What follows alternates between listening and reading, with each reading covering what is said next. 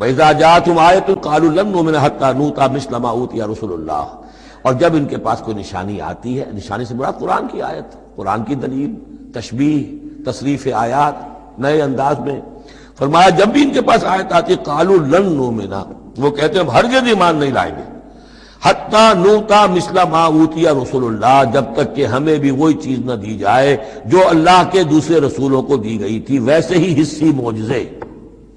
اللہ عالم حیث یجعل رسالتہ، اللہ تعالیٰ زیادہ واقف ہے اس سے کہ وہ اپنی رسالت کے لیے کیا جگہ، کیا محل، کیا مقام معین کرے۔ اللہ تعالیٰ نے اس وقت ان کے لیے یہی رکھا، وہ بھی اللہ کی حکمت کے تحت تھا، اور اب جب کہ نوع انسانی شعور کے اعتبار سے بلوغ کی عمر کو پہنچ چکی ہے، بچہ چھوٹا ہوتا ہے کھیلنے کے لیے کھلونے دیے جاتے ہیں، لیکن ذرا بڑا ہو جائے تو اسے کھلونے نہیں دیے جاتے، اب اسے حکمت سکھائی جاتی ہے، عقل سکھائی جاتی ہے، شعور سکھایا جاتا ہے، تمیز سکھائی جاتی ہے۔ تو وہ نوع انسانی کا دور طفولیت تھا،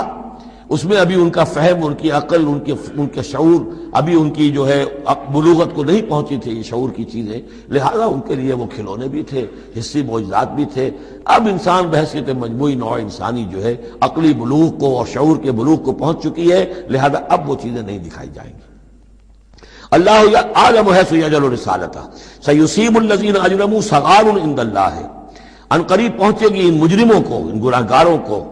بہت ہی ذلت اللہ کے ہاں، وعذاب شدید بما كانوا یمکرون، اور سخت سزا اور عذاب ان کی انتاری چال بازیوں کے، طفیل کے جو وہ کر رہے ہیں۔